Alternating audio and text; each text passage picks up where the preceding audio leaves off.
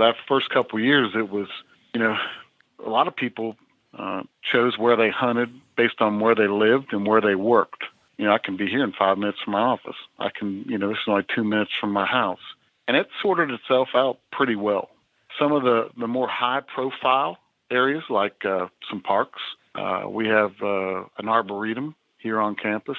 And, some of the higher profile where there was going to be a lot of interfacing with the public, there were some guys that volunteered for that. And they wanted to represent bow hunters. Big Buck Registry's Deer Hunting Podcast, episode number 238. Rick Bebout, the Morgantown Urban Archers, a blueprint for city deer hunting. Support for the Big Buck Registry and the Deer Hunt Podcast comes from Hunters Blend Coffee. Awaken your hunt with coffee purchased directly from farmers around the world, creating jobs and alleviating poverty. Hunters Blend Coffee, we're hunters too. Polar Works Coolers and the Chill Zone, specializing in the most durable, reliable thermal cups and coolers. Keep your drinks hot or cold in any element.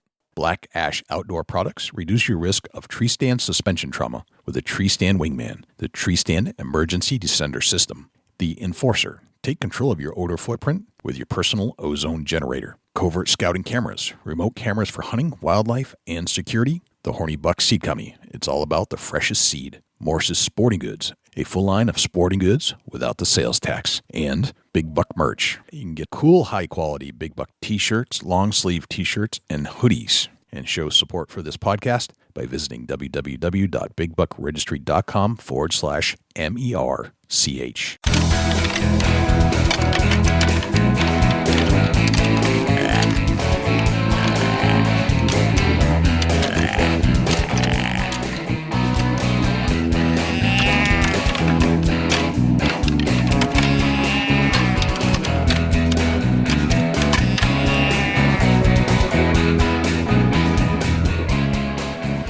Big Buck Registry is a virtual museum of hunting stories. We preserve a piece of Americana by interviewing and recording hunters about their hunts and experiences from across the country.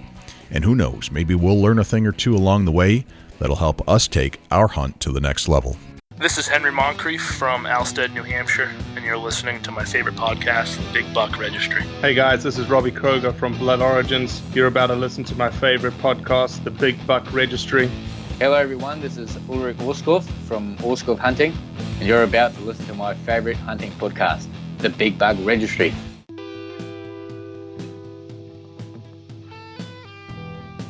Hello ladies and gentlemen, fellow predators, my name is Jay, and thank you for tuning in to the Big Buck Registry's Deer Hunting Podcast. For Dusty Phillips and Jim Keller and the entire staff here at the Big Buck Registry, welcome to this week's show.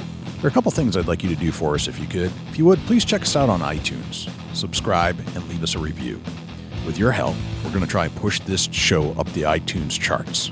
I know we have a lot of listeners out there, and I need you to take some action. I need you to leave a review and subscribe to the show. If you do subscribe, that'll give you access and notification each and every week that a new show is released. You can also access this show in its entirety on YouTube, Stitcher, TuneIn Radio, iHeartRadio, Spotify, and Google Play. It's all right there for you to access on demand at your fingertips. Regarding the harness program, we have an ample supply of harnesses to give away from our volunteer donors. If you're in need of a full-body harness, please send an email to j@bigbuckregistry.com.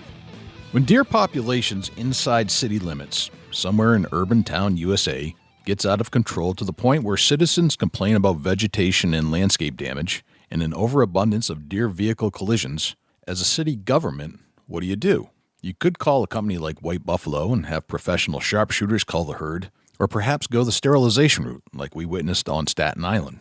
Or you could just do what bow hunters do best, hunt the deer with bow-armed volunteer citizens in an organized, controlled, discreet manner. That's exactly what Rick Bebout and a group of 80 bow hunters did in Morgantown, West Virginia. Backed by the support of the city, the Morgantown Urban Archers were formed. It brought meat to those in need, it effectively knocked down the deer numbers, and gained the trust and support of the residents of Morgantown, all on an extremely low budget, all based on the concept of letting skilled bow hunters do what they normally and naturally do anyway. Makes sense to me. We'll turn to our entire interview with Rick Bebout in just one moment, but before we do, let's turn to Jim Keller for the deer news. Folks, I want to tell you about one of the best coolers I've found for the price in quite a while. I was with my family the other day, and I couldn't believe the price on the cooler I was looking at. I always wanted one of those high-end coolers because of the quality that I had heard of, but I couldn't justify the price. Then I found Polar Works. Finally, I found a company that understands quality and affordability. The Polar Works lineup is extensive and is filled with Polar cups, Polar tubs, and Polar soft coolers. What do I love about these coolers? Well, for one, the ice stays frozen for a long period of time. But they've thought of other things in their design. For example, drain speed. No one likes a slow drain after a long weekend on the trail. The Polar Lock system. You're always protecting your valuable beverages from thirsty outsiders. And there's the non-slip Polar Feet. Polar Feet will prevent sudden movement when you're on the move. There's the sweat-free material, so you don't have to worry about cleaning up puddles when you're finished with your journey. Polar tubs hold ice for such a long period of time because of the 3-inch insulated walls, the heavy-duty gaskets, and the fail-proof hinges, which guarantee a freezer-tight seal. So check out polarworks.com when you're considering your next high-quality cooler without breaking the bank. That's www.polarwerkz.com. For the Big Buck Registry, this is Jim Keller with the Deer News. Our first story this week, Texas man sentenced in poaching a whitetail buck. This story is from the KENS Channel 5 CBS News website. A North Texas man has been sentenced this week for violating legal hunting hours while hunting the second largest whitetail buck ever in Texas. Travis D. Johnson of Aubrey, Texas, was sentenced in Denton County Court to 2 years probation and 40 hours community service plus court costs. He also faces in excess of $53,000 in civil restitution fines from the Texas State Parks and Wildlife Department and is prohibited from purchasing a hunting license for the duration of his deferred adjudication period. The Texas Parks and Wildlife Department says Johnson claimed to have shot the buck at 7:30 p.m. within legal shooting hours, but investigators became aware of rumors circulating on social media that he had killed the animal after that time. Through the investigation, game wardens say they gathered evidence that led to Johnson's confession that he harvested the deer after legal hunting hours and on property he was not supposed to be hunting on. Game wardens say if Johnson had harvested the buck legally, it would have ranked as the highest scoring deer ever taken with a bow and arrow in Texas. Buffalo man faces $4,500 in fines for shooting deer with crossbow from bedroom window. This story is from the NYUP website and was reported by David Figuera. A man living in a Buffalo suburb where hunting is banned year-round faces $4,500 in fines after being ticketed for allegedly shooting an 8-point buck out of his bedroom window over bait earlier this month. And it wasn't the first time the man, James R. McCack, 57, of Lackawanna, has been charged with illegally taking deer in the community. The most recent incident occurred on January 8th. It was reported by the State Department of Environmental Conservation, which responded to a heads-up the next day from Lackawanna City Police concerning an 8-point buck that was shot in a resident's backyard. After police identified a suspect, State Environmental Conservation Officer Tim McNeeka searched the DEC database and discovered that McCack had been charged illegally with taking deer in Lackawanna in 2011, DEC said. After finding 50 pounds of cracked corn on the ground in a lengthy interview with McCack, it was determined that the deer had been shot with a crossbow out of the bedroom window of the man's residence, DEC said. Lackawanna is a closed area for deer hunting, DEC noted, adding that the regular deer hunting season had been closed for weeks. McNeeka issued summons for taking deer out of season, hunting deer over bait, killing deer except as permitted in a closed area, and unlawfully feeding deer. McCack faces fines of up to $4,500 and court surcharges. McCack is scheduled to appear in Lackawanna City Court to answer the charges on February 13th. Captain Robert Janowski of the Lackawanna Police Department said his department is also investigating the recent incident. He said today that additional charges may be filed against McCack. He said that McCack paid a total of $1,500 in fines for the 2011 incident.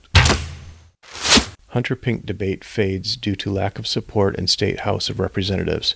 This story is from the Detroit News website and was written by Kathleen Gray. The debate over pink versus orange in the Michigan woods is beginning to fade. After a second committee hearing this week on a bill that would allow hunters to wear bright pink in addition to blaze orange while they're hunting in the woods, the chairman of the committee said there's not enough support for the change in state policy. The impasse came after the State Department of Natural Resources, the Michigan United Conservation Clubs, Democrats on the committee, and a Republican lawmaker came out in opposition of the bill. The State Natural Resources Commission ruled in September that blaze orange was the safest color for hunters to wear when they're hunting, negating a bill that was passed by the legislature in 2016. Hunters can still wear bright pink in the woods, but also must incorporate at least 50% blaze orange into their outerwear. The sponsors of the legislation hope that allowing a pink clothing option for hunters would attract more women to the sport, which has seen a decline in the number of hunting licenses since 2011, when 763,817 licenses were issued,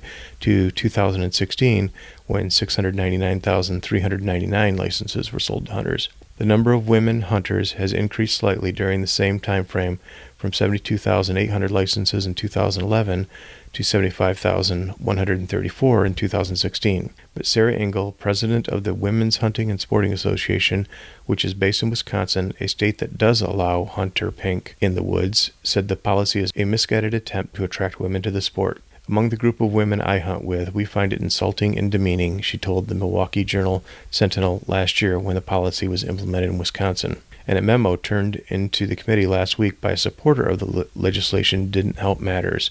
In part, the memo read, "Women prefer to always look and feel attractive, even while hunting. Having pink as an option can help with any insecurities over what they are wearing. Pink is a color that can immediately identify a female. Women don't want to be mistaken for men, even from a distance or in the woods." The memo prompted an outpouring of eye rolls and outrage on social media, and the bill, HB 5416, has been placed on the back burner. And just a reminder for any of our listeners around Michigan, I will be at the Michigan Deer and Turkey Expo at the Lansing Center on February 17th. I will, of course, be sporting the stylish Big Buck Registry hoodie, so please stop by and say hi if you see me. That concludes this week's edition of the Big Buck Registry's Deer News. Special thanks once again to Daniel Applebaum, who provided the leads on all the stories this week. For links to the stories featured this week, please check our show notes at www.bigbuckregistry.com. If you have any ideas for future topics or have any questions about any of these topics, please email me at jim@bigbuckregistry.com. For the Big Buck Registry, this is Jim Keller with the Deer News. Well, thanks to Jim Keller for the Deer News. Without further ado, here is Rick Bebout. Rick Bebout, welcome to the Big Buck Registry's Deer Hunting Podcast. How are you, my friend? I'm really good. Thanks for having me on today, Jay. You've got a fascinating story to tell. Can't wait to get into this.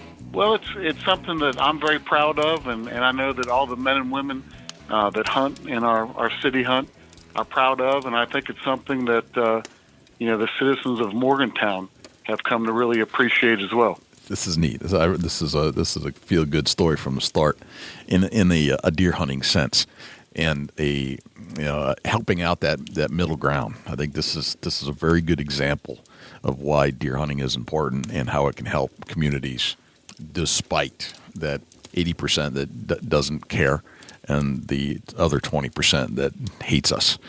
So this is This is good. This is very good. Rick, let's get into a little bit about you. Who are you? Where are you from? Okay, I was born and raised here in Morgantown. Very fortunate to be brought up in a very active hunting family. I think the earliest I was out in the field, I was 4 or 5 years old, following my dad and my uncle and my cousin on rabbit hunts.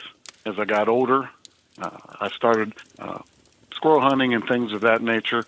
My first bow hunt when it was at the age of 12. Again, very fortunate to have my dad, my uncle, my cousin to take me. And we mostly hunted public state forest property. As I got older, one of my best friends, he has a really nice farm in southern West Virginia. That proved to be a great place for me to hone my skills. Mm-hmm. And it's just been a really, I feel very fortunate to have a lot of mentors coming up, and learning the ins and outs of hunting, and a lot of great places to provide me the access to do so. Nice. Do you recollect your first hunting experience? Complete hunting, it would be just be squirrel hunting. Okay. Sitting in a hickory grove on my grandfather's farm with my cousin under some hickories and big oaks, and the roar of his 12-gauge shotgun, and I was pretty much the retriever. I'd run down and grab those gray squirrels and fox squirrels. My first bow hunting recollection is when I was 12, we went to that state forest I mentioned, Cooper's Rock, just up the road from Morgantown. Yep. And we were in a hardwood creek bottom, and maybe an hour after daylight, my dad had screwed in climbing or the winder steps and fixed in 2 lock-in stands in the dark. And about an hour after daylight, a 6-point buck and I think 3 or 4 doe came up through the bottom, and they weren't anywhere close for a bow range, maybe 60, 70 yards. I just remember that getting the shakes for the first time, and we'll never forget that morning sitting in that tree with my dad. That's what it's all about. What does hunting mean to you these days? What do you have a philosophy or a deeper meaning of what hunting is and should be? Well, I'm 44 now, and it used to be get out as much as I could and go. But now it's about having fun and getting away from work and getting away from all the hustle and bustle, taking a deep breath, and just really getting out in the woods and enjoying time with family and friends, and just the peacefulness that the mountains or the woodlots or wherever you may be can bring you. Mm-hmm. Gotcha. Describe to me, let's paint a picture of Morgantown, West Virginia, pre-2010. Tell me about the town. Who lives there? What's the town like? What's the vibe? It's a great town. I would classify it as an average college town. Okay. Population of about 30,000, which almost doubles when school's in session. It has a lot of fringe on, really rural countryside. Okay. But and that's where this kind of story, I think, comes into play. Still has some green and parks and large private woodlots. We're a land grant. West Virginia University is a land grant university, so they have a lot of property that is incorporated into the city. Mm-hmm. 2 big ag farms, a dairy farm and an organic farm. Okay, all right. That bump right up against the city. So it's pretty typical, I would say, land grant university college town. Okay, that sounds about right. Land grants and having working educational farms and facilities makes total sense. So in West Virginia, the climate is pretty calm, right? I mean, West Virginia you get some snow, but generally speaking, you have decent temperatures all the way through the year. Is my guess, compared to where I live, anyway. Exactly. We have some cold weather. We have some snows, but it's pretty mild compared to your part of the country. Yep. Summers can be kind of warm at times, but the mountains keep us pretty calm. Yeah. Yep. And because of that, you have a thriving deer population, and there must be some other factors. Like, it sounds like a good place for a deer to grow up, in addition to a hunter to be. Just outside of Morgantown, lots of small private farms. If you go, south and east just a little bit in some of the more mountainous counties, you have a traditional mountain, topography and big woods and lots of deer, and the deer population has exploded.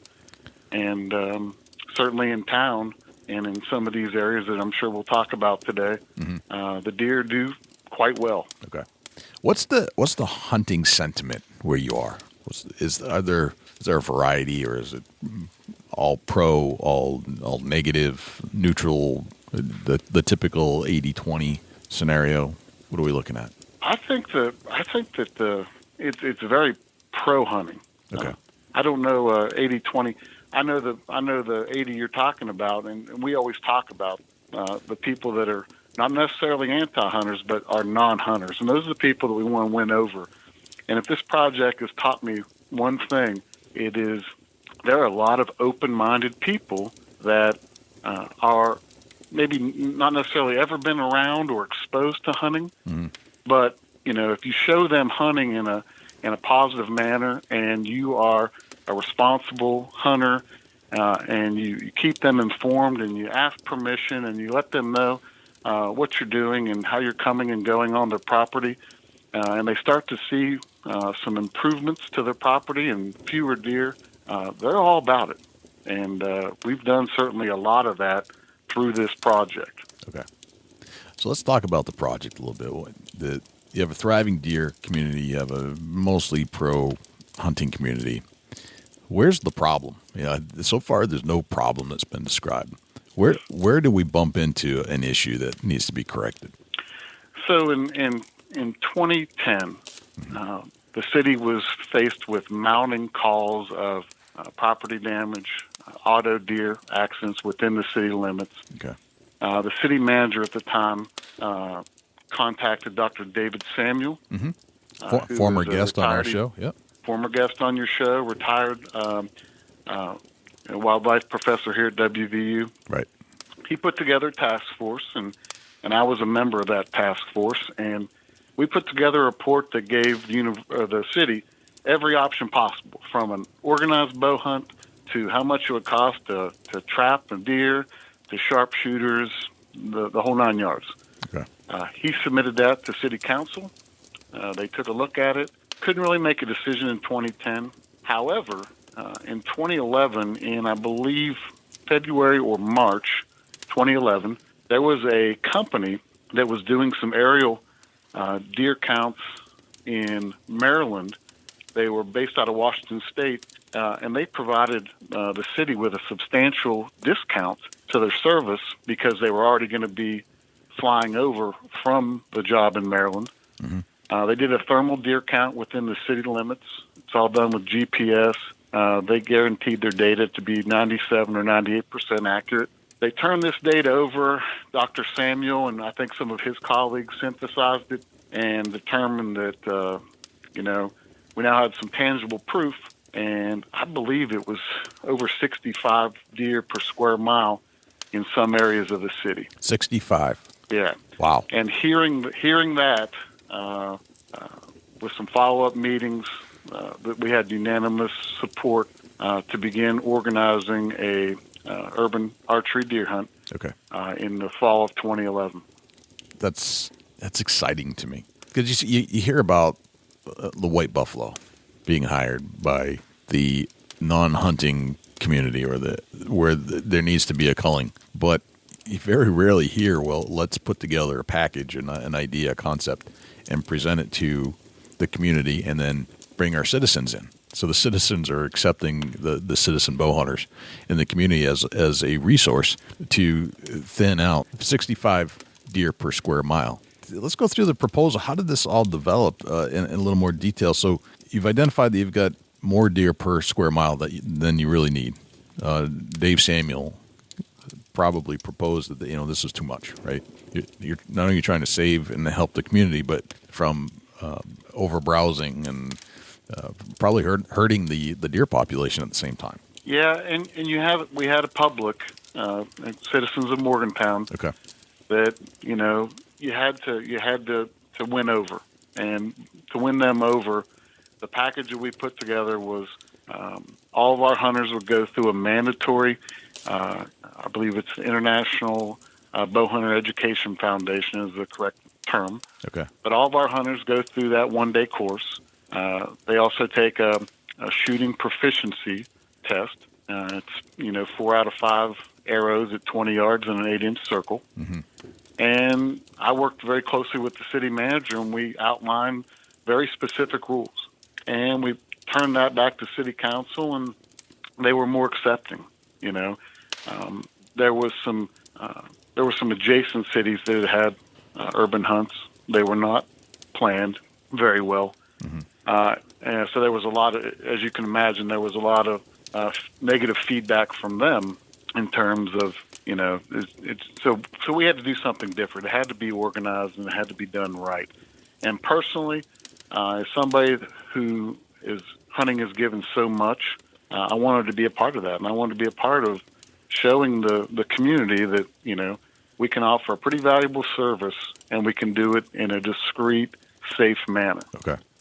What was that meeting like, that first meeting? How did that all break down? Well, everybody in the room, it wasn't made just of bow hunters. There was a lot of bow hunters, but there were also some city council representatives. Okay. There was a representative from the university. And in fact, the university were the first proponents and the strongest proponents early on. They had the 2 ag farms, and they had interests to keep the deer down. But we had a lot of people there that, me as a bow hunter, you as a hunter, knows that if things are done right and you follow safety protocols, you can bow hunt pretty much anywhere. But these people didn't, some of these people didn't understand it. So, we gave them the numbers and the data. And, it cost, I can't remember how much, I think it was over $1,000 if you wanted to trap and transport a deer. Snipe shooters or sharpshooters, you tell people, yeah, these guys are going to come in at night into the parks, into your neighborhoods, and it comes down to there are already hundreds of communities across the country doing this efficiently, safely, and it was really the no-brainer choice. Okay. So once you provide people information and kind of give them a good idea of the options, it was a easy choice for the decision makers in town. So let's recap this a little bit. There was a company that was doing some flyovers in Maryland, I believe you said. Yeah. And they just happened to decide that they should do a flyover over Morgantown. Well, no, our city government had contacted them about it. Okay. And that the initial consultation must have fallen through. What They called them back. They called them back and said, "Hey, we're going to be in Maryland already. Would you be interested in us providing this service at a discounted rate since we're going to be there?" Okay. So there was a concern at the city council level prior to this actually occurring. Yeah, because people thought, well, how do you know how many deer are out there? How do you know there's an overpopulation? Okay. And we need to see real data. The number of car accidents, the number of private landowners who reported damage to their landscaping or their gardens. That wasn't enough for people. The data was a very tangible, real thing you could put your hands on. When did that first concept come into play? Was it before the flyover, or was it? It must have occurred prior to the flyover. Like there must have been somebody came forward. Somebody said something that, hey, I've been in 3 accidents because of deer. Where did that first initial thing start? Any idea? Yeah, it was people calling the city manager's office and complaining. Okay. Complaining about property damage, complaining about car wrecks. On our committee, we had, I believe, our initial committee, we had 2 police officers and 2 city workers who worked at night. And they told these stories of driving around town at 2, 3 in the morning, and the numbers of deer that they saw on a regular basis across the city. So you start adding everything up, and the data, the flyover data, simply verified what all these people had previously stated. Gotcha. All right. So there's a concern from citizens to the city council. City council's getting a lot of calls. Exactly. They put out the feelers on a flyover to support some of the information that they're getting, subjective data. Now they want a scientific count done basically by a company that does this. They decline the original quote or whatever it was, and then this same company happened to be doing a flyover because they're already in Maryland, and they say, hey, we'll give you a discount for the same information that you wanted a little while earlier. Exactly. Okay. He said, okay, let's put that together. What year was that? That was in the winter of 2011, the early spring of 2011. Okay. All right. And when did the task force come into play, which you are part of? But there was you had to present data. You had to present the flyover data. You had to present the concerns of the citizens.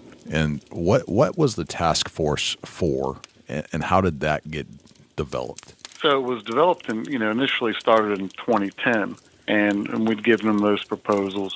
And in 2011, after the flyover data, we reconvened, and the city manager had the data in his hand, and that is when everything came to fruition with the hunt. And, it supported everything we had said, and it supported everything that everyone had been complaining about or talking about. And, we had a really supportive city manager at that time. Okay. Still do, but we had a different gentleman in the office. And, he placed a lot of trust on Dr. Samuel, on myself, and, obviously everyone that the city was going to provide a permit to try this new project out. Okay. When did Dave Samuel come into the picture? He was the first contact in 2010 when the city, were being flooded with calls. Like, reached out to Dr. Dave and said, would you be willing to volunteer to put a task force together to provide the city with some solutions, possible solutions to our deer problem? He did, and in 2011, once we decided we were going to go forth with a hunt, he said, I'm swamped right now. As he probably told you on his podcast, he had some health issues.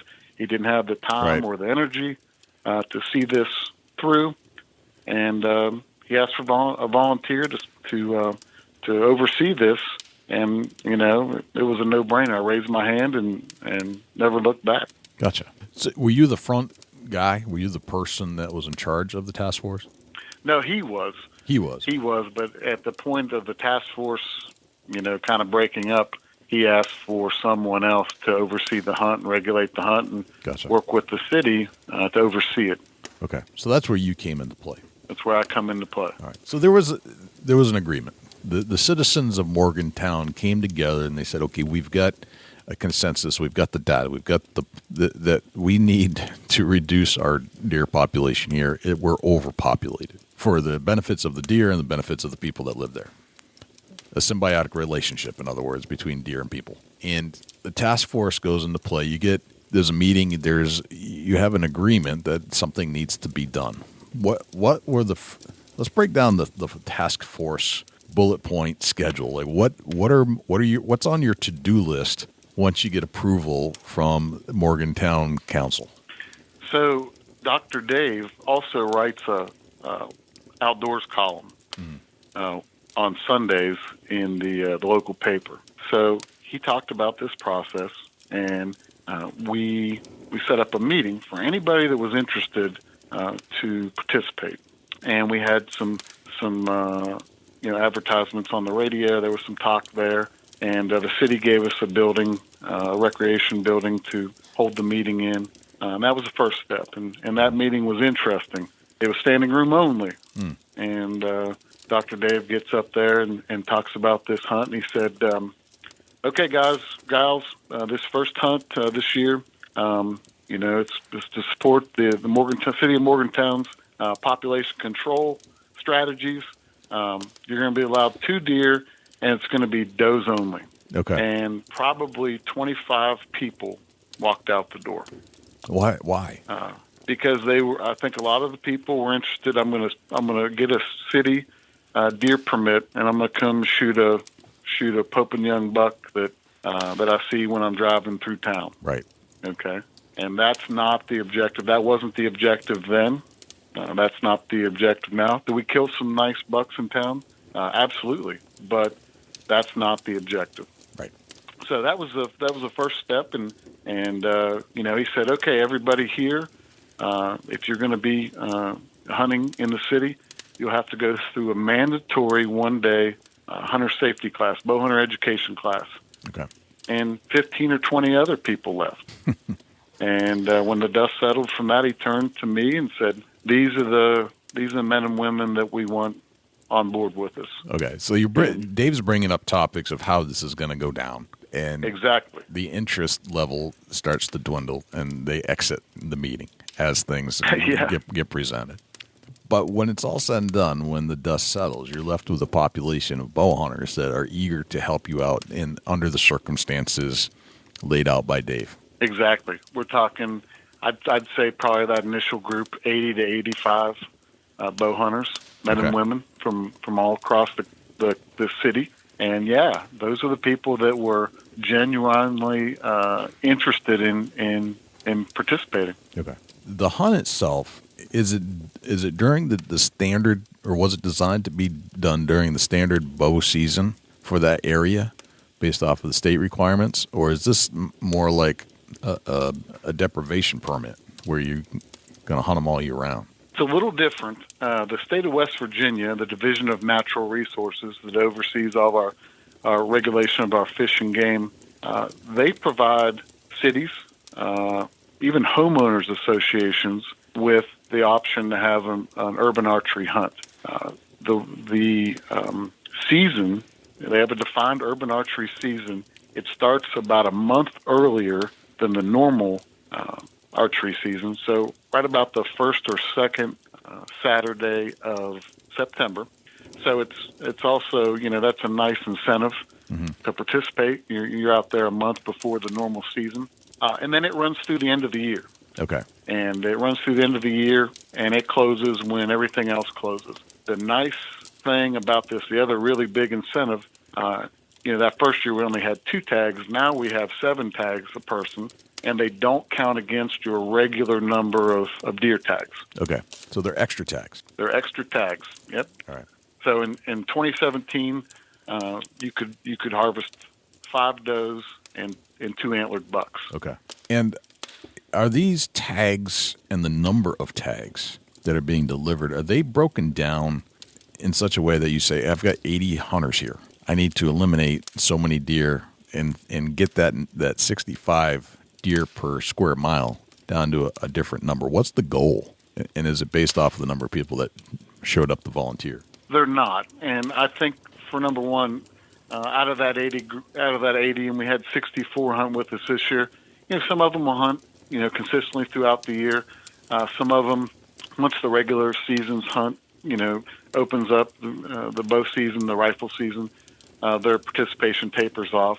And to be honest with you, those first couple of years, somebody would say, well, what's your goal for your harvest? Right. And it was simply as many as we can get with the tags we have, because the numbers were so skewed population-wise in the city.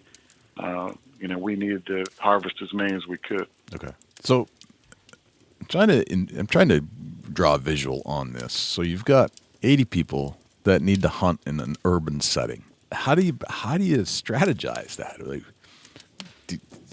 Tell me about how you end up putting 80 people in an urban setting to hunt a lot of deer and work within the community to get permission to go on certain lands. How do you exit? How do you enter so that it keeps the people happy, but that it also strategically is good for the deer hunt itself, as we know deer hunting to be, meaning like I got to go in downwind of where the deer are. I need to make sure I'm going to a spot where I can actually have a shot, because even though there are a lot of them, it's easy to see them, they still have their survival mechanisms in place, and you still have to outwit the deer. Yeah, I'm not going to lie to you. The first year was very challenging, right? Simply because the city pretty much claimed the first year as a pilot. Okay. So we used all of the WVU properties, which at that time I think was about 9, okay, 8 or 9, and we had 2 public private properties, and we got them on there, and people rotated, and it wasn't great, but it worked out. And the end result, we took 45 deer that first year. Okay. And took 45 deer. There were no accidents. There were no deer with an arrow running down Main Street, Morgantown. Everybody's children were safe that were playing in their backyards. Right. And I presented this to City Council, and we got the green light to begin entertaining private landowners that wanted us to come on their property. Okay.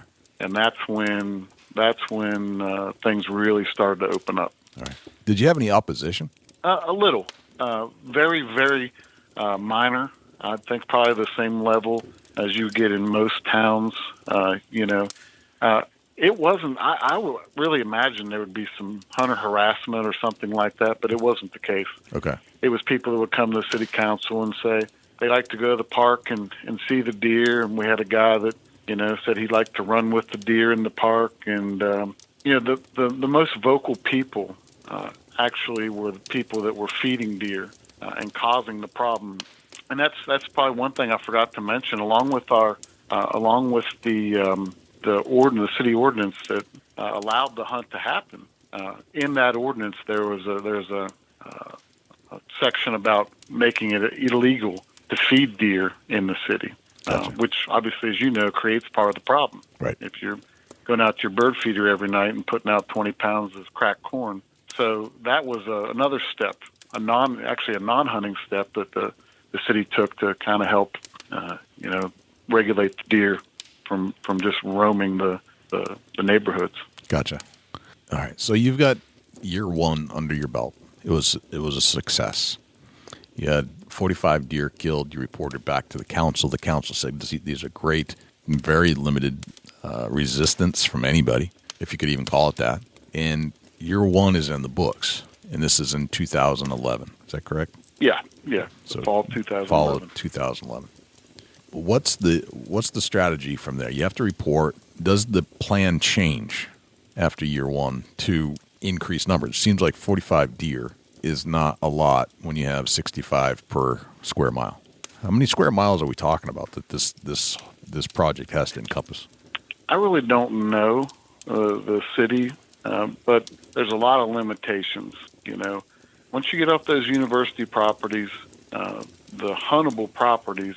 It's funny, deer can live in a small property that in some cases can never be hunted, whether it's the landowner isn't willing to let people on, or it's just a straight up and down hillside, Right. So yeah, and we still have challenges, and property acquisition is the biggest challenge even today. But there was a lot of people that came forward, and they may have a 3-acre parcel, they may have a 10-acre parcel, they may have a 1-acre parcel, but that 1-acre parcel, their neighbor's on board too. So that summer of 2012, we put a lot of boots on the ground and went out and looked at properties and patchworked properties together. Okay. Were neighbors, and looked at aerial maps, and really got some really good initial relationships established between our hunters, the city, and these private landowners. So you actually had landowners coming to you to say, hey, I'd really like you to come hunt my property too. Yeah, absolutely. Dr. Dave's also a member of he sits on the board of a botanic garden in town, and he's a member of a gardening club here in town. And those are the people that like deer the least in many cases. So we got a lot of leads from him, but a lot of our leads came from people that had initially called the city to complain. So we followed up with them, talked a little bit about how we would proceed, and we had a lot of permission slips signed really quickly. Very cool. Very cool. So as this had developed, were there more people that came forward after the fact that said, hey, it looked like you had a successful year safely and effectively? Did that bring more people out of the woodwork? It did, yeah. There were a lot of people in this town that really were in a wait-and-see mode, especially that, people in that 80% that don't hunt. Yeah. And they were trying to see what would happen. And when nothing happened and it was all safe, yeah, we did have people, and I had people say that exact thing on the phone. I just wasn't sure how this was going to happen. I wanted to wait and see, and now I'm convinced. Right. So let's come out to my house and take a look at my property. Gotcha. Were there landowner hunters involved? Or I guess in some cases if they're already hunting their own land, then they're not really worried about it. Or was it a situation where they didn't have enough hunters, even though they did hunt, and they still wanted population control? Were there actually hunters involved in that were not part of the group that wanted you to come hunt in addition to themselves? Well, the way the city ordinance, even before our project started, it was illegal to hunt in the city. Okay. So if you were already hunting in the city, you were hunting illegally. And we certainly ran into a lot of scenarios where we found tree stands and things that weren't ours. We found there were some deer that turned up that weren't ours.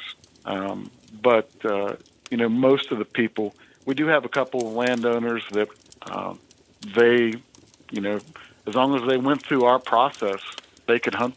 They could hunt on their own property, going through the safety class and things of that nature, and they got permits like anybody else. But not people that were already hunting and or wanted to hunt their own property. All right, so it was illegal to hunt inside of city limits at this point, prior to this. That's correct. Fascinating. All right, so the city really they almost, like, in a sense, they built their own problem because they didn't allow it to begin with. Yeah, and then to correct it, they had to draft an ordinance. Right. And if you know anything about city government, it has to have a first reading, it has to have a second reading. You have a public hearing to people that support or against it, and then they take a vote on it. So that summer, that was that entire summer of 2011. I was actually at the beach with my family in late July, and Dr. Dave called me and said, "Hey, they voted tonight, and we got a unanimous vote. When you get back here, let's talk." Right. So, right. So that was, it was there was some additional, yes, because of that, there was some additional groundwork the city had to take on. Okay. So you have 80 volunteers, and I wanted to back up a little bit to getting it off the ground. You said that they had to pass a proficiency test, basically. You had to be able to shoot, and it sounds like you might have incorporated safety, the safety of bow hunting into the whole mix. Can you tell me how that all played out? And did you have to eliminate some people because they couldn't pass the test? Yeah. So we're really fortunate. Two guys that live in the city that are friends of mine. They're also affiliated with the West Virginia Bowhunters Association. Mm-hmm. They are both certified IBEF instructors. Okay. So we got a location outside of town, and we ran the class through that building. During that day, everyone had to bring their bows and shoot. And I believe that first year, we did have one or maybe two that didn't pass the proficiency. Okay. And it was handled very, very low key, and they understood that they couldn't go on, and that they were fine with that, and that's how it worked out. But anybody that takes a little time and has some pride in their archery skills is going to be able to keep 4 out of 5 arrows in a 20 yard in an 8-inch circle. So that went really smoothly. Okay. I mean, that seems very reasonable. I mean, 8-inch circle is not that small. I mean, it's kind of big, right? It's not that small. It's a good size group at 20 yards. All these bows, whether it's compound and, I mean, recurve, you might be a little different, but compound bows, especially with today's technology, you should be inside of 8 at 20 yards almost every time. If you're, I agree. Right? I agree. I'd like to see it even smaller than that. Sure. But that's the regulations we were given, and it worked out real well. Okay. Are you allowing different kinds of weapons? Are you like compound bows, primitive bows, even like any other advancements in bow technology? Is it going beyond just the standard compound bow? Well, initially we had some folks that had I can't remember the name of the license. I want to say Class Y. And at that time, crossbows were legal, but they had a Class whatever stamp where they could hunt with a crossbow. We allowed them in. Okay. And that was fun. And then I want to say 2 or 3 years ago, the state made crossbow legal and had a crossbow season that kind of runs parallel with the regular archery season. But we voted as a group to maintain either you have a permit or had the instance where you would need a permit, some sort of injury, to remain with compound bows, simply because what we ran into is people that aren't around hunting, they see that crossbow and they have no idea what it is. Yeah. I mean, they still have problems with regular bows occasionally, but we just decided it was just one other thing we didn't want to enter into the mix. All right. So you're sticking with your compounds or other, but not the crossbows. Yes. Okay. All right. Not the crossbows unless you had that permit. Okay. Exactly. All right. So as a task manager, you've got 80 people to pick from. A majority of them passed the proficiency test. Is there a safety element in instruction to it as well? Yeah, we really, and still now, focus on access as discreet as possible. Obviously, safety, shot placement. There's a lot of skilled archers that hunt with us that anywhere else a 40-yard shot's a chip shot. Right. But in the city, let's keep our shots under 20 yards, and let's make sure these are slam dunk shots. Okay. All right. And little things like that. In fact, just real quick on the access in and out. After that second year, we had a woman. I was on a radio show, and she called and said, "How do I get deer hunters in my neighborhood?" And I said, "Well, ma'am, where exactly do you live?" And she said, "I live on Vandalia Road." And I looked at my data sheet real quick, and I said, "Ma'am, we had 12 hunters in that area this year, and they took 20-some deer." And she said, "But I didn't see anybody." And I said, "That's what we're going for. So thank you." That's the strategy. So that was great. Yeah. People didn't, we parked behind people's houses, enter these woodlots. You take 5 steps, you're in the woods most cases. Discretion is such a big thing for us. Even though it's accepted now, we still want to be discreet. We still want to be low key. Very interesting statement right there. Okay. Now, how do you, you're in charge of these group of volunteers, pass the proficiency test, safety elements. You come up with a strategy of how to shoot, where to shoot, how to go into a property discreetly.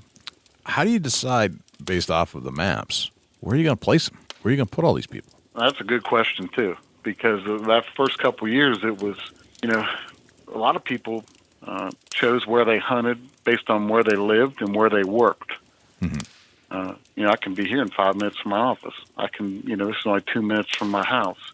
And it sorted itself out pretty well. Some of the more high-profile areas, like some parks, we have an arboretum here on campus, and some of the higher profile, where there was going to be a lot of interfacing with the public, there were some guys that volunteered for that, and they wanted to represent bow hunters in those areas, and they did a fantastic job.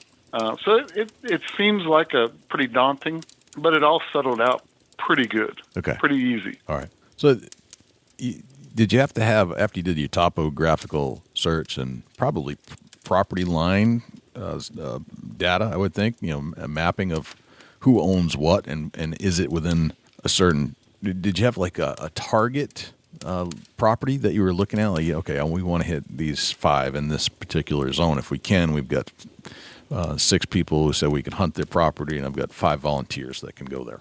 How does that all set up? So we had the list of properties. We knew how many we could put on each property to give space. There were situations where friends would decide to share a stand, and they would work out rotating through that. Then we would look at the maps, and that was before I had Onyx maps on my phone. But we would the grueling task of downloading a property map from the tax office and looking through the numbers, finding out who owns it, and then knocking on doors and talking to different people. And, it's a lot easier now, 7 years later, but we spent a lot of time on the maps and on the phones in these areas where we knew there was a lot of deer to get additional access. Okay, gotcha. And what are the tools that you're using? What are the devices that you're using other than your bow? What other things are you bringing into play here? I would think property owners would want to know, like, well, okay, I'm going to have a hunter. He's going to have a weapon. What else is he going to have? Well, the one concession we have in our rules, we have no screw-in tree steps. Okay. You can use a ground blind, and we have a few people that use ground blinds, and they work out real well in certain situations. I think the majority of our hunters use ladder stands or sticks and stands, lock-on stands. And that seems to be probably the sticks and stands are probably the most prevalent usage with our hunters. And you're right. There was a lot of education with that as well. You're showing the landowner, this is what I'm going to be bringing in, and we've not had any instances of problems with that. they are really happy to know that all of our hunters that are hunting from an elevated stand are required to wear a safety harness. Okay.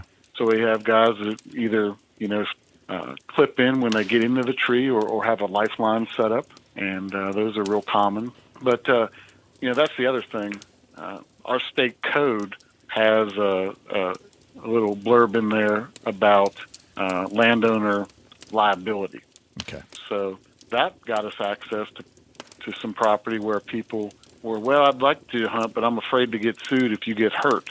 Well, we refer to them as a state code that says, landowners aren't liable once they give permission to hunters or fishermen.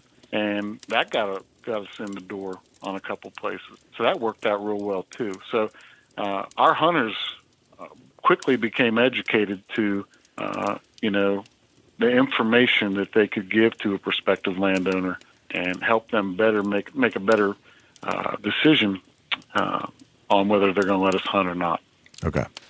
Well, that was my next question. Being in a litigious society, how do you go about breaking through the barrier of, well, I don't want to get sued, or what happens if somebody does get hurt on the property? Obviously, the landowner's not liable in this case because of the law of the state. But what about on the case of, well, I volunteered to be part of this group, much like you'd be part of a volunteer fire department. If they get hurt, they have insurances. Is there any kind of a insurance policy you have to put together in order to protect your volunteers?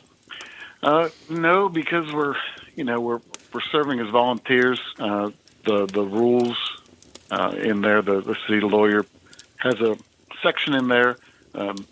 Anybody that participates in this program can't hold the landowner or the city of Morgantown liable for that. So, knock on wood, we've not had any accidents, and certainly, in this current legal climate, it's always a concern. But I think that's where we come in with just the unbelievable stress on safety. Right. Safety for you and safety for the people around you, and the people that are hunting with us now have certainly bought into it 100%. Yeah. Okay. The volunteers that are involved in the organization, are they given any kind of identifier so that a landowner knows that, hey, they're part of this city group that are coming in to help me reduce the deer herd, or do they get membership cards, or how is a person supposed to know whether they're part of the group? Yeah, so every fall I provide the city with the list. They provide a annual permit for that year, and has the city manager's signature on it, has the hunter's signature on it, and they're having on them at all times. Okay. And certainly I give that same list to the chief of police for the city of Morgantown, the same list to the West Virginia University campus security, and everyone is on the same page as to who should be out there legally. They can look at that list and know exactly who is and who isn't supposed to be out there hunting. Gotcha. Fascinating. So it's a big coordinated hunt, basically, to satisfy the needs of the community. It's a fascinating story. So this started all back in 2010. It's 2018 now. What has transpired since that 2011 initial season to today, and where is it going to go?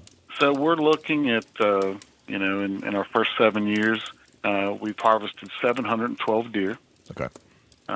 In that process, we've made some incredible relations with our public and private landowners, people that will with the drop of a hat go to bat for us, city council or on social media. Possibly the thing I'm most proud of in this whole project, our hunters have donated 6,778 pounds of ground venison to food kitchens, soup kitchens, nonprofit organizations within the city to help those in need, that feed people. Fascinating. I mean, that's giving back to the community even beyond that. Yeah, and it's almost entirely, volunteer-driven. Mm-hmm. Our hunters, when they harvest a deer, they have the option to keep the deer or donate it to this program. Okay. They drive the deer up to the processor just outside of town, drop it off. when the processor has a freezer full, usually 12 to 15 deer of our deer. They call me, and we organize a pickup and then a drop off at these various organizations. And I tell you, it's pretty powerful to go into one of these church basements that have a soup kitchen or a small nonprofit organization and literally fill the entire chest freezer up with 2-pound packages of ground venison. Right. That's a pretty good feeling. That's a very good feeling. So, do you have a dedicated processor that's working with you? We do. They're just outside of town, and they've worked out a deal with the city. They charge a set price to process that deer, grind the whole deer up and packages in 2-pound packages, and it's worked out really well. I'm very, very proud, and it's just the selflessness of these hunters. Okay. To take 20 minutes to drive up there and donate that deer, and because they know who it's helping out. It's helping people that live with us here in the city. Does the processor donate their time as well?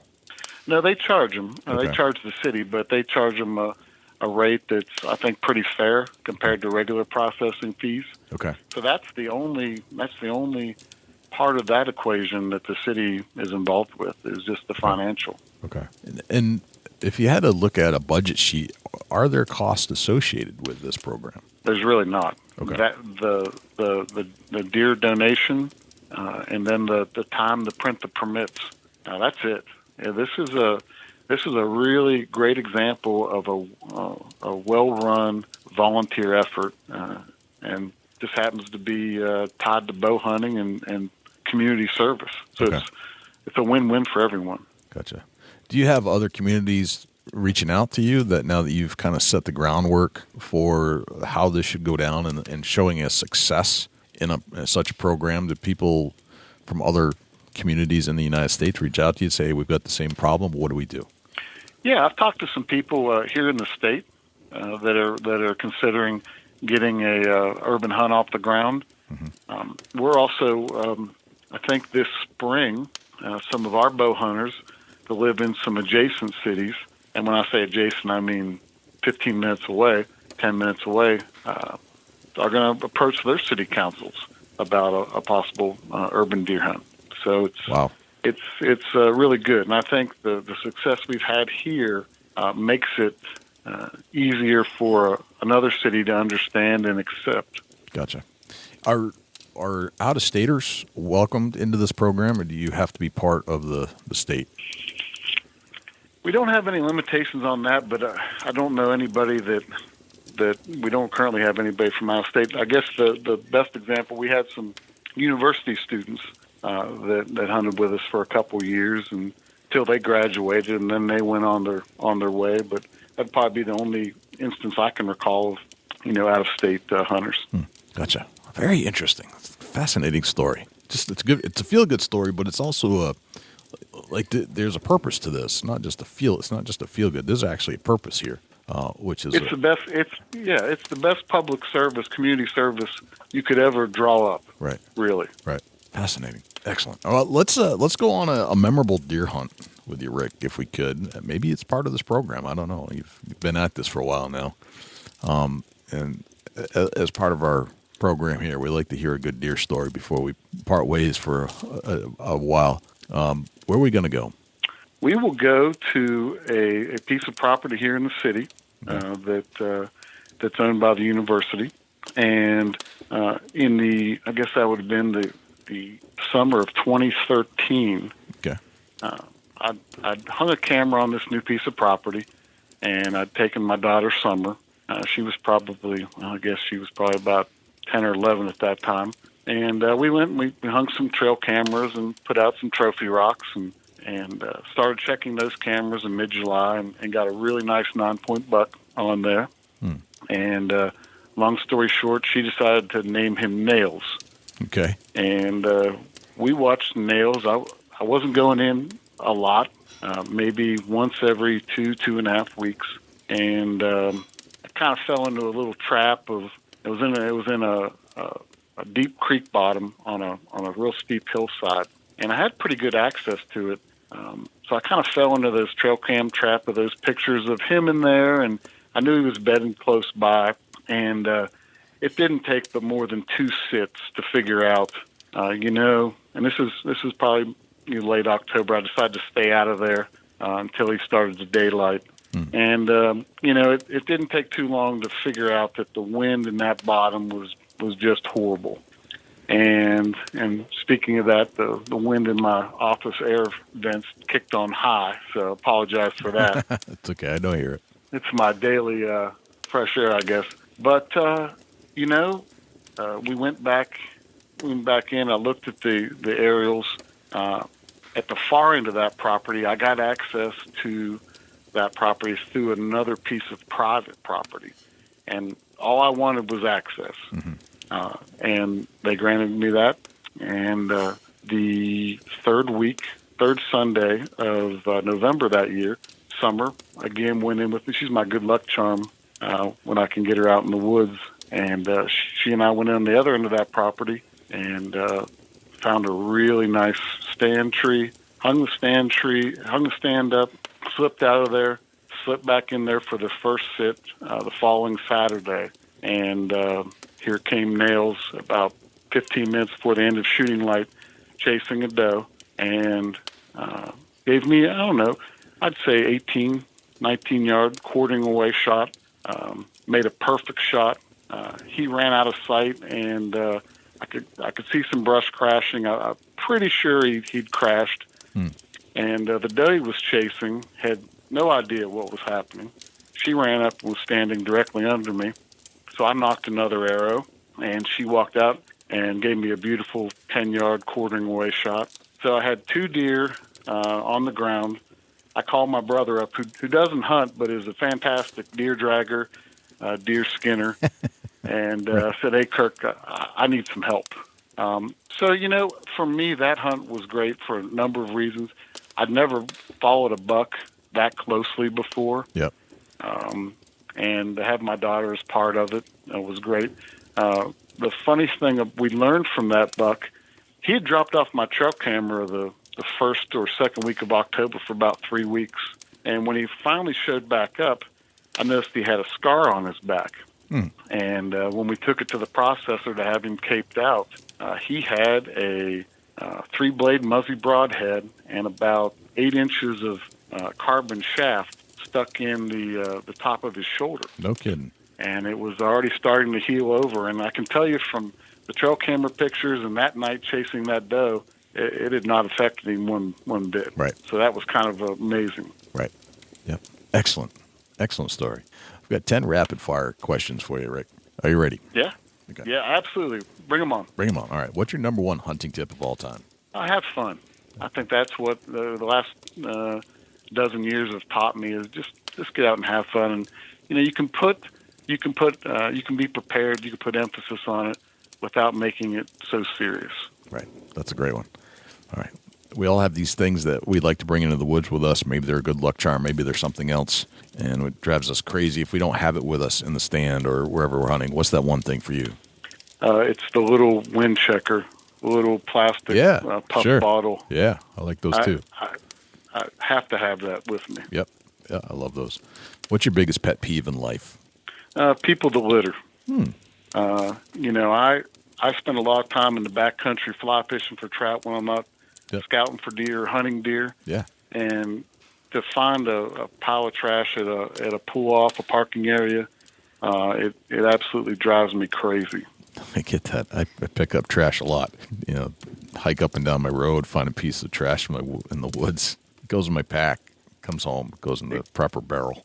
Fantastic. And people wonder why landowners oftentimes are hesitant to give permission to hunt. Mm-hmm. And it's because they've been burnt some way, and they've left trash, they've left gates open, they've driven through a hay field in a rainy season.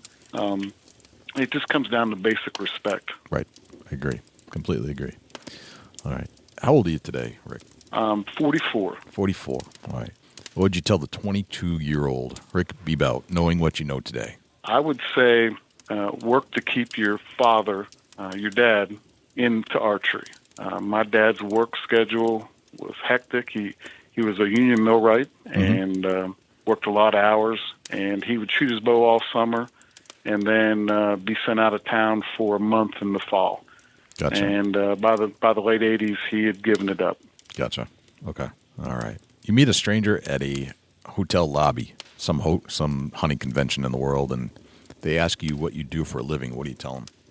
I work in IT and higher ed, build and maintain online courses, and support faculty and students in those courses, and also teach as a secondary role. Very nice. All right. What did you have for breakfast this morning? I had a peanut granola bar and about 6 cups of coffee. Sounds like one of my breakfasts. I get that. All right. You get your own billboard on the side of a highway. It's a blank canvas. You can put anything you want on it. What would it say? Don't litter. Don't litter. How about that? There you go. Don't litter. Yep. All right. If I say the word successful to you, who's the first person that pops into your head and why? My dad. Okay. My dad worked really hard for our family, put me and my brother through college, never missed a baseball game, got me in the right path for hunting and fishing, and he's still one of my biggest advocates for everything I do. Gotcha. All right. Very good. All right. What's a typical day in your life look like? Up early and coffee. I get the girls, my daughters, ready for school and work, and work is different usually every day, but mostly a lot of computer work and a lot of phone calls and some meetings. And then a quiet evening in the basement, usually at the end of the day, catching up on email and sports and everything else. Gotcha. Very good. And then finally, what's a typical deer hunting day in your life look like? Well, a typical deer hunting day, if I'm hunting in town, I'm blowing out of the office at noon, and I'm going to go home and grab a scent-free shower and make a short drive to a small woodlot or a decent-sized woodlot and slip in there and hopefully at the end of the evening knock on a landowner's door to tell them that I've been successful and I'll be a little bit late, dragging a deer back to my truck. Very nice. Excellent. All right. Those are the 10 rapid-fire questions, Rick. Rick, I really appreciate you coming on the show and sharing your story about this project you have going on in Virginia. Or West Virginia, excuse me.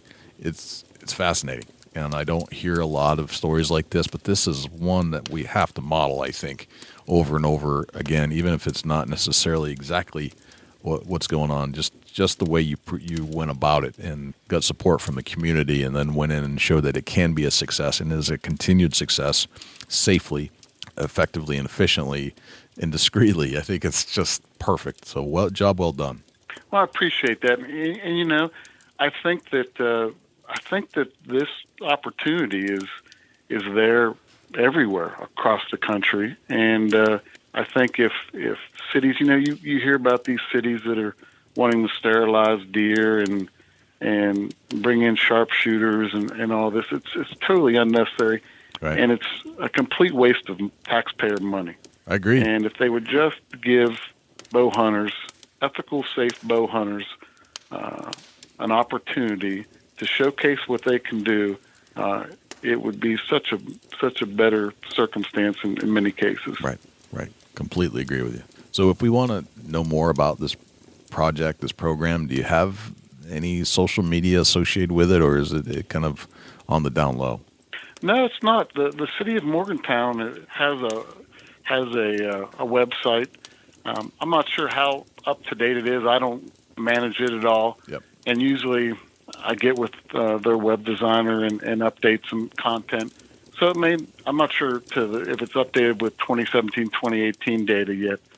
We have a private Facebook group just because we wanted to keep things private and people could share harvest without unfortunately social media is a farm for trolls and anti-hunters. And so we decided, we're just going to keep this internal. Right. But certainly the city is very transparent and has a lot of information on their website. Very good. Excellent. Well, Rick, this has been an absolute pleasure having you on the show, and I'm honored to listen to how you put this all together. And thank you for doing what you're doing. Keep it going. I think we need more programs like this, and need that example to set the stage. So please, whatever we can do to help you keep this thing alive, let me know. Well, I appreciate it, Jay. It's been a pleasure, and I hope you enjoy the rest of your day and have a great weekend. I really appreciate Rick Bebout coming on and reaching out to us to tell us that there is this amazing story going on in Morgantown, West Virginia.